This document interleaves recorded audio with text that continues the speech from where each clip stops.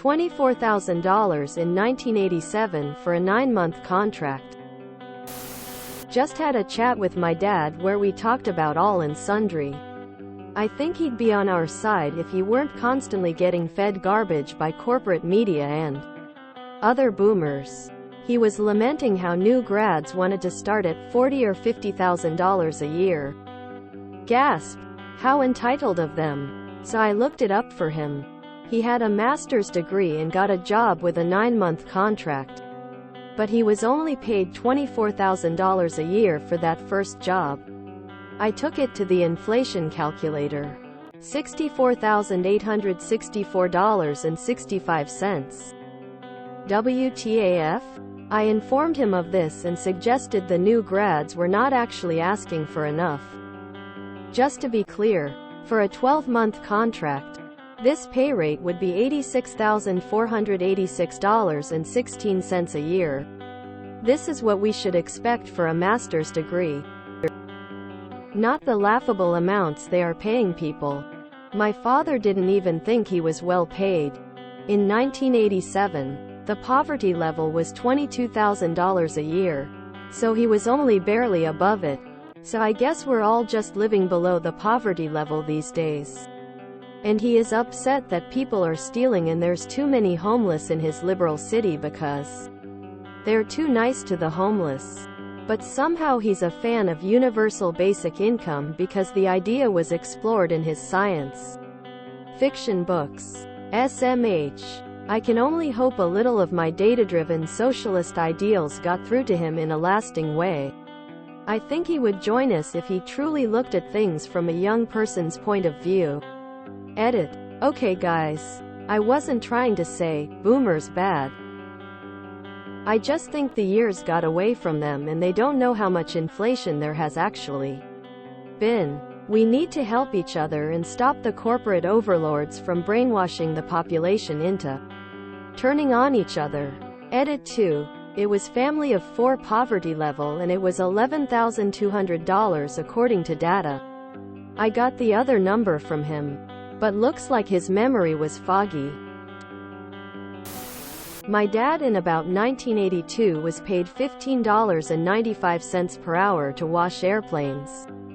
We lived in a 3/1 house that only cost about $20,000-ish. He made 1.5x the house a year out of high school. That house now is worth about $130,000 and is run down in a less desirable part of town. You would need to make like $97 an hour today to have the same opportunity he did. His job also gave benefits at the time which were way better than we have now. And, how much did that master's degree cost in 1987 compared to today? Older folks DGAF. They already got theirs. My aunt still thinks you can walk into places and give them your resume. She also thinks cover letters are still used and you won't get a job without one. My dad has told me about how in 1972 he made $11.22 an hour doing entry-level carpentry work. Hours 9 and 10 were time and a half. And hours beyond were double time. So he commonly worked 12s if he could. But his house payment was only $99 per month, so he didn't need overtime at all if he didn't want it. That's the same buying power as around $72 an hour today. Or $108 with time and a half. Or $144 an hour on double time. I'm a journeyman structural fitter and I make $29 an hour right now. And rent in my area is at least $800 per month for a mediocre apartment. To be able to afford that with the same level of ease as my father, I would need to be making over $90 an hour. Doing journeyman level work and living in a small apartment, whereas he was doing apprentice level work and living in a starter house. When I broke that all down for him, he was pissed that the younger generations are getting screwed so hard.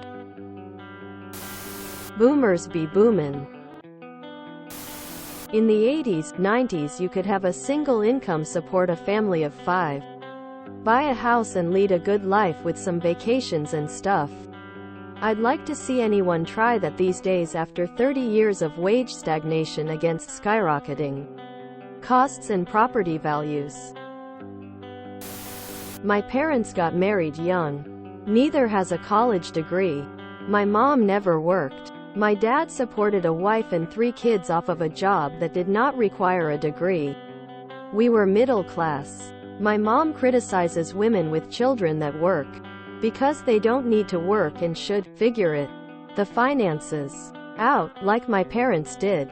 Every time I explain to her that her generation had it easy that way, she says, I know things are different now, but parents should still figure it out so the mom can stay home. When I ask her, how? She just repeats herself and says, we figured it out. She totally does not get it. Boomers gonna find out when they can't afford retirement and try to move in with their kids, and we all say nope. Can't afford a house and you ain't moving into my 2-bedroom apartment.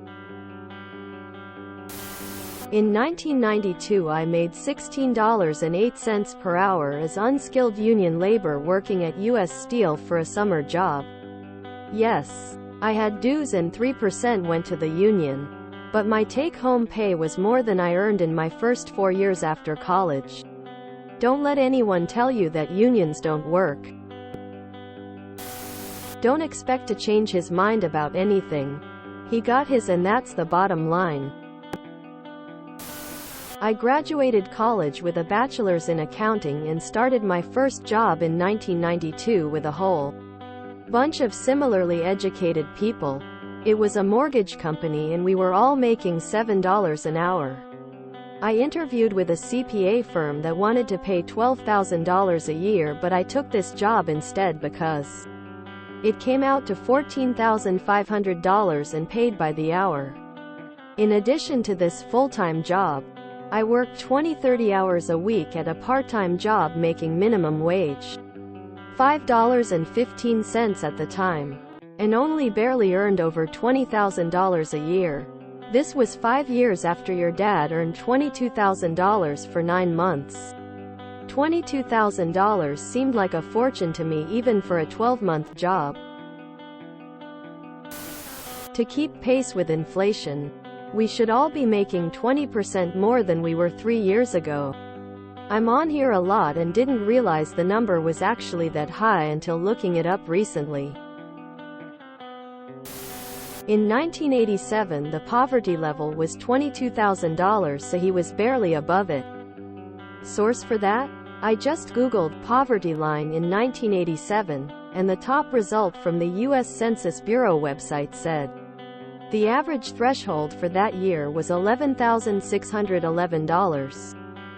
For a family of 4, thinking face. Since your father was getting paid more than twice that amount, and presumably without any spouse or kids to support, that leads me to think he was doing alright. Smile with a halo. Things my 80-year-old mom thinks still apply. She's very upset with my 19-year-old niece right now for not listening to her advice about this stuff.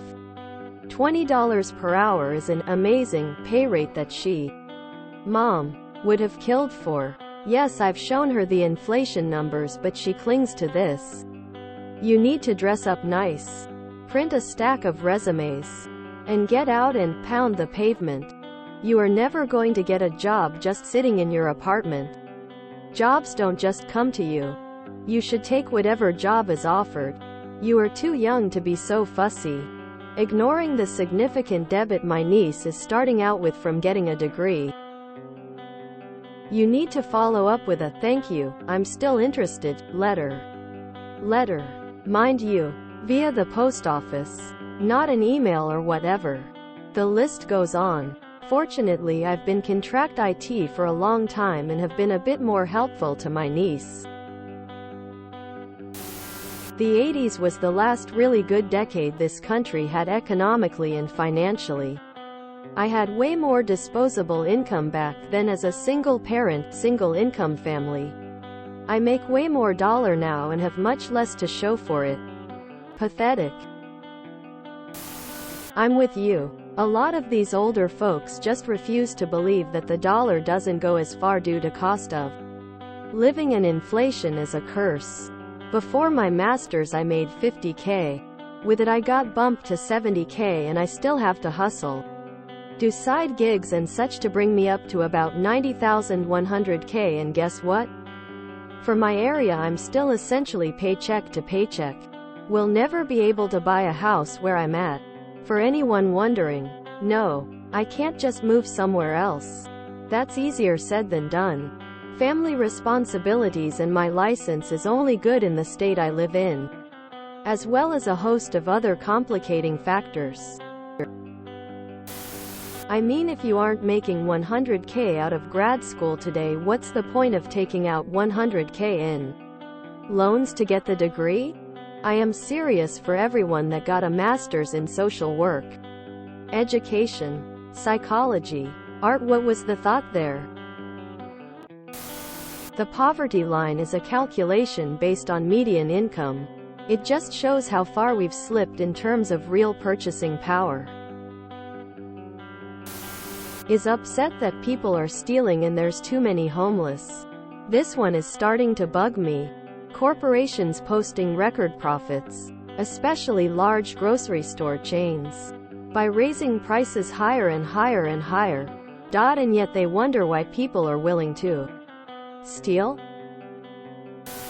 My boomer dad was dumbfounded when he heard how much my associates cost me. Now he's rooting for people to get their loans forgiven. If you enjoyed this video, please check out our playlists full of similar content. Epicaricast is like doom scrolling for your ears. Please like, share, and subscribe.